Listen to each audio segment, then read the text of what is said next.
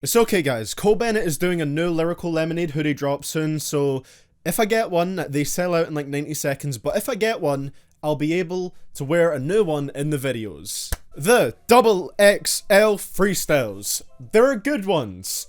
There are bad ones. In my opinion, there's actually not that many that I would say are downright bad, but for the ones that are, this is a special list dedicated just to them. I've covered my 10 favourite and least favourite XXL Freshmen before, but now that I've finally heard all of the 2019 freestyles, a little bit late, I know, but now that I've heard them, it's time for the freestyles as a whole to get their own video. This is CDTVProductions. Subscribe and turn on notifications or else I'm pulling up. And let's get into this video. Save no hoes, no cake, man, this that mumble rap, mumble rap. Old heads really want none of that. Yeah, they want none of that. Ooh, they want none of that. You know, there probably are a couple other XXL freestyles that are consistently worse than this one out there, but this one is kind of worse to me because it starts out promising. For the first half, Tokyo actually brings out some bars that are nice enough with a good flow to them, and while it's, you know, nothing crazy, it was nice. But then it just completely derails at the halfway point of his freestyle with him repeating the same lines over and over and over as if it has some really deep meaning that he's trying to convey. Yes, old heads really don't want none of that mumble rap.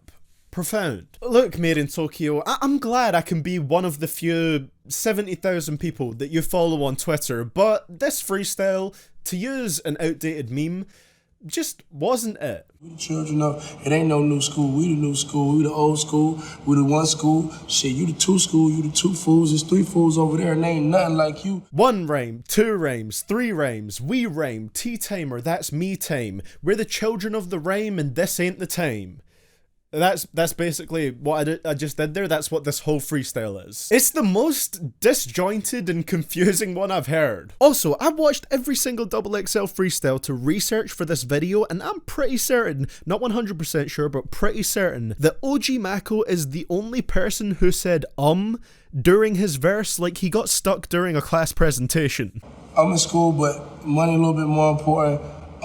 To all the people that say, freestyles have to be off the top of the dome, they can't be written, this is reasons why they should be written. I can't even be too mad though. Like, this one, it's not all the way up at the top, or I guess the bottom of this list, because while, yeah, it is bad, it's bad in a really funny way. There's at least a bit of entertainment value to this one. The way that Mako seemingly switches topics mid-sentence is just hilarious. This is what it would sound like if you fed 20 different rap songs into an AI program and asked it to produce a verse out of it. It is pretty terrible, but in a glorious way.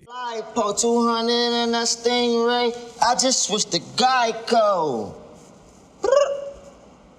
Hello?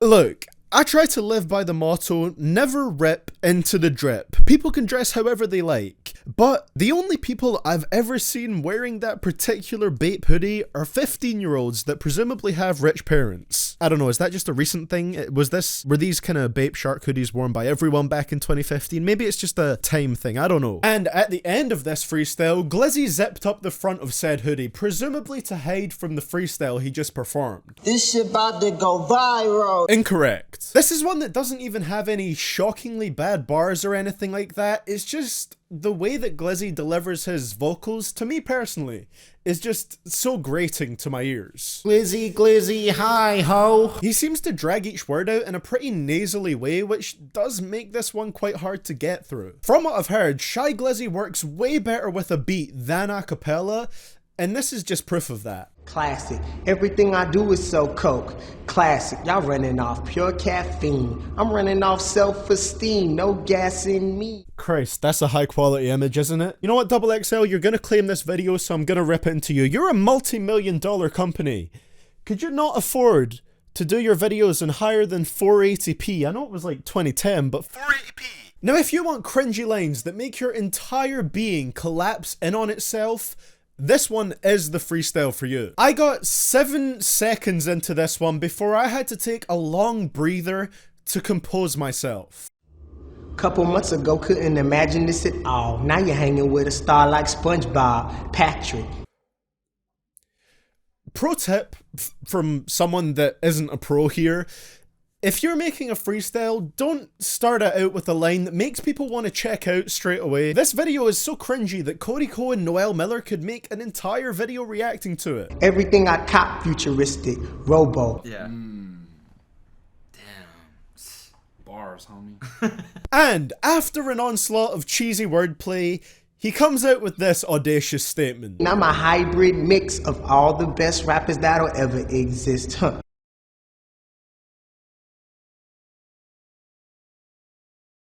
Are you sure about that? Now, I've never checked out Donis's music, so that itself might be great, but this freestyle, this was an L. Why you had to change? You know that you changed on me. Why you had to change? I will give you the world, baby girl. You just gotta be worth it. So a lot of the comments were mad that YK was singing his freestyle instead of rapping, but in my opinion, that isn't the issue here. August Alsina sang his one, and it was great. But the main difference is, August sounded passionate about the topic he was singing about and had a few different cadences and flows. YK's, to me, just sounded forced and predictable. It's like this man was trying to make a radio hit on a freestyle. All the way from the really flat note he hits around 30 seconds into the freestyle, I was serving niggas raw. to the fact that he essentially doesn't change the way he's singing for his whole freestyle, and that is what makes this one bad. I can't sing at all, so I'm not saying I can do better, but every time this man tries to hit a long, stretched out note, it just sounds off. It's like his voice can't quite reach what he's going for. There's some comments that said this sounded like a botched American Idol audition, and I've never had comments describe my thoughts so perfectly. There's also the fact he ended this freestyle with a hook, so it's almost a guarantee that this is just from an unreleased song of his. It's one of those ones that's just kind of an awkward experience to watch. I'm a side hoping through the back door. Oh, I got 80,000 in my envelope. Ooh, I just got a Gucci and metal though. Then I got someone with federal. Ooh, look at my two-tone protect. It's Get It. I'm not quoting Lil Pump, I just mean this verse is recycled from his song, Get It. Pump did switch it up a little bit though, to give him credit. It was slightly different, in the sense that this version was more mumbled and incomprehensible than the one on the song. That is what makes it so bad for me. Not only is it recycled, but it's poorly recycled. And of course, whenever this is the case, people always give it the, oh, this freestyle was recorded before the song was recorded. But we both know that isn't true. As I covered in my video ranking the XXL freestyles from that year, Get It dropped April 13th. The freestyles are recorded in late April. He legit just used the second verse from his most recently released song. Even for Lil Pump, it's just a bit insultingly lazy. He showed up to flash his jewelry, his money phone, his expensive clothing, and then dipped. Therefore, if I get her, I'ma hit her. My mama say, baby, you a winner, not a quitter. Well, not today, come on, soon I hit her, I'm a quitter. Every single word in this freestyle just blends together. It straight up feels like a run-on sentence dragged out over a minute. And let's not get it confused, that's not really me making fun of Kodak's voice, because it's easy to make out what he's saying in interviews. His speaking voice is a lot easier to understand than this. But in this freestyle, he just slurs so damn much that it really takes a few listens to catch everything. It's really hard to make out. And is it just me, or does it feel like he really doesn't want to be there? Like, he looks tired in this. I almost feel kind of bad for him. He looks really tired. Just look at the video on your screen right now. Is that the face or movements of a man that wants to be doing what he's doing at that moment? And also, this isn't really a main reason why it's on here, but it is dragged down a little further by the fact that this is a verse from a Kodak song called Slade. If this freestyle is supposed to make me want to listen to Kodak's music, it definitely missed its intended purpose. Hiding in my sock, serving every rock. First I park my car, then I pour the walk. I'm a rock star, I'm a pop star. Stop focusing on his face. Stop it. Pierre, come get your mans. Okay, that's not gonna work. There we go. Ah, that actually works, okay. Surely even Carti's own fans here can agree with me that his style does not lend well to a freestyle setting. One of the main things that I see people love about his music is the production and how his music kind of produces this psychedelic effect. So when that's not there, I don't think there's much at all to praise here. There's legit nothing to it. It basically flows just like Magnolia, but no ad-libs layered behind his vocals, no Pierre coming out here, just someone who's dropping extremely typical lines with an extremely typical A-flow. The hide it in my sock meme was definitely my favourite one to come out of the 2017 XXL class, but that's the best thing that came from this one. Alright, we can expose the screen again. So give me that carbon or doubles. I don't drink no Patron. I ain't seen a nigga like me, never. These gold chains got you better. These gold chains got me bitches. Just like in his music, Trinidad James comes off as if he's parodying mainstream rap music from the 2012-2013 era, but it doesn't come off as an entertaining parody. It's more like a, man, stop, this is just kind of painful parody. Just his whole demeanor and the way he delivers his lines, it gives off this vibe that he feels like he's killing this whole thing and every line is a bar. And whether that's ironic or not, the arrogance of it just comes off as off-putting and annoying more than anything. Seriously, listen to this and you'll just start itching with anger. All you have to do is look at the lyrics, witness the depths of this man's vocabulary within his bars, and you'd know it's something you really don't need to hear. But if you do go and check it out from this video, don't say that I didn't warn you. That 35 seconds feels a hell of a lot longer. See it rings on like a basketball player. Freshman of the year like a basketball player. What it do, cuz, man, I'm here to stay. Aw, man, cuz, man, we in your face. 11 seconds. OJ the Juice Man rapped on his XXL freestyle for 11 seconds. I was honestly in disbelief the first time after I heard this. This man obviously did not care at all. Gunna and Blueface have better freestyles than this, and they didn't even show up for them. 4 bars. This just consists of 4 bars, and the first 2 of them rhyme the exact same word at the end of them.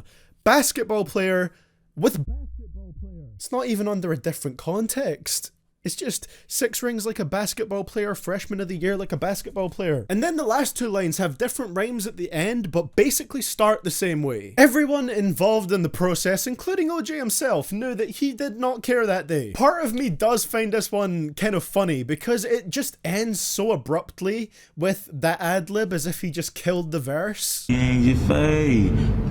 Hey. No, you did not earn the right to finish that freestyle with a hey. But then I also think about the fact that XXL took the time to put him on their list. They put him on their magazine cover, reached out to him, asked him to be a XXL freshman, set these cameras up for him and everything, and he gave them 11 seconds. Only 10 rappers were a part of this year, and he gave them as close to nothing as he could. I believe that's what we refer to as a bruh moment. It may seem like an entirely obvious choice, but man, when skipping out on your freestyle entirely seems like a better option, that's how you know it's a really, really bad one. Well guys, that's gonna be it for the video today. I've got myself amped up after that last segment, man. Ugh. Of course, I would always appreciate you leaving a like if you did enjoy the video and subscribing and turning on those notifications. Remember, I'm gonna pull up if you don't, and you'll get to see other videos just like this one. Let me know, by the way, if you guys still want the videos ranking the XXL freestyles from best to worst this year, and ranking the ciphers from best to worst this year, because it's definitely a video that I could do. I'm just not 100% sure if you guys still want to see it. Remember, of course, that you can find me on my social media under the name CDTVProductions. That's on Twitter and Instagram. Thank you so much for watching. I will see you guys all in the next one, and this is CDTV Productions, signing out.